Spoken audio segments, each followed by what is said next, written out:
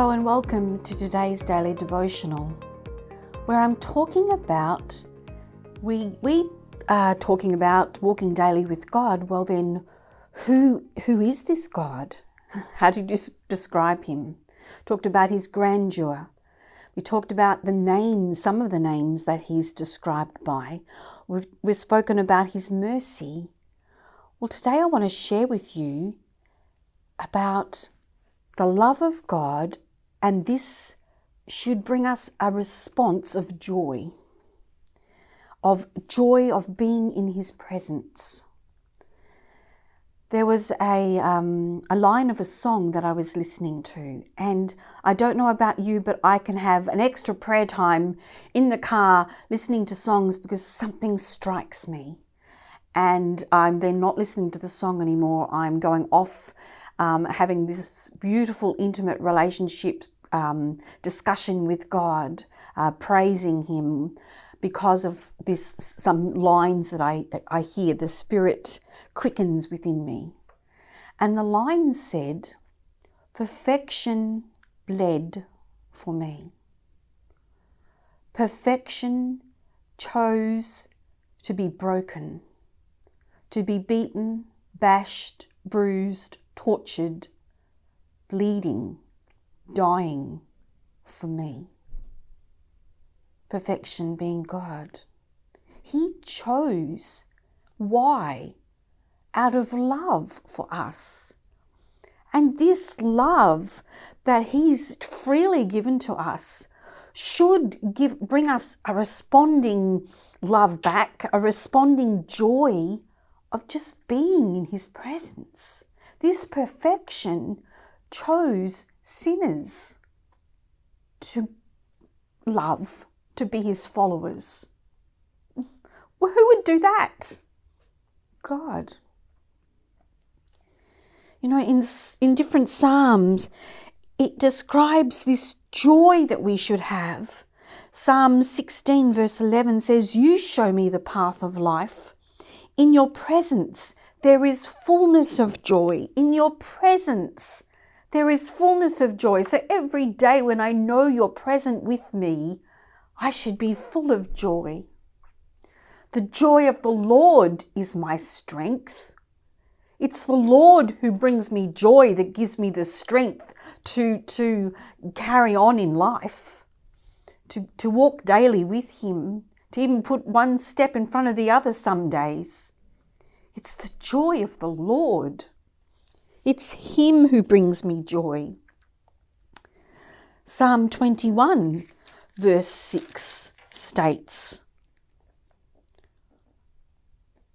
"You bestow on him blessings forever. You make him glad with the joy of your presence." The psalmist here is talking about us. We're him. You make us glad with the joy of your presence. It should just ooze out of us. That's how people are going to know about Christ. We have the joy of the Lord within us.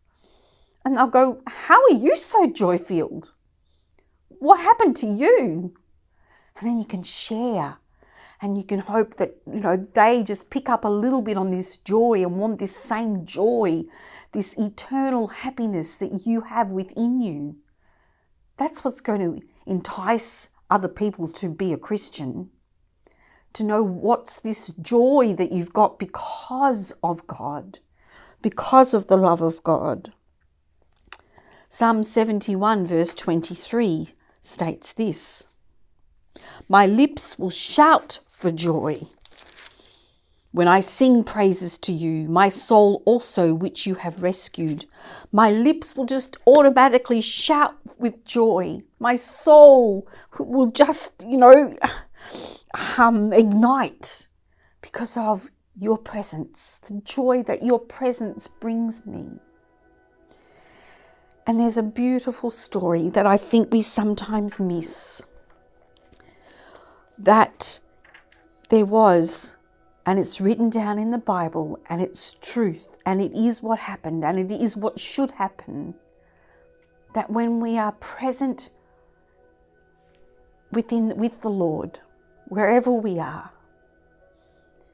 that we should be so joy-filled that we will leap with joy. The story is in Luke's Gospel, starting at chapter 1, verse 38. The angel Gabriel has just come to Mary and told her that you've been chosen to be the mother of God. And she questions the angel. The angel talks back and says, the most holy power of God will come upon you. Because she says, how can I have a child? I haven't been with a man.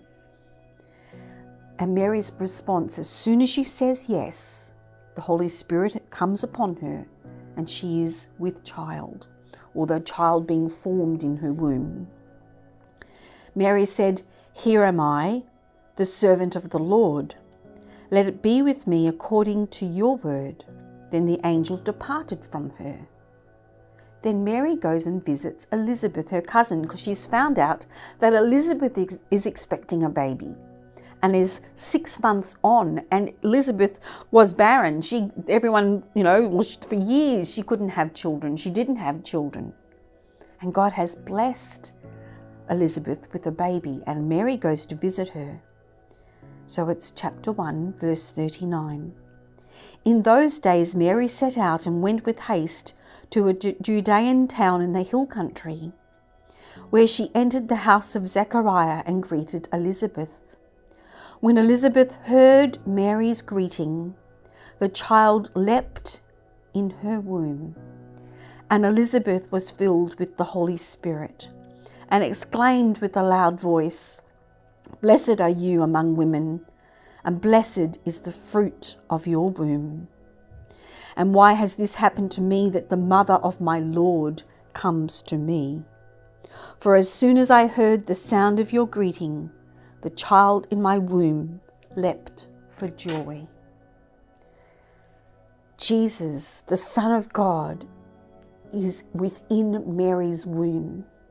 And as soon as she comes and walks in the door of Elizabeth's house and yells out, "Elizabeth, hello, are you there?" or whatever greeting she said, the baby that was in Elizabeth's womb, who we know is John the Baptist, leapt in her womb because of the presence, the joy of the Lord being there. This baby knew what we often miss, that when we're with the Lord, when we're present with Him, we should be leaping with joy, that our souls should be exalting Him and crying out in praise to Him. Elizabeth, remember, the Holy Spirit came upon her and she said, what did she say?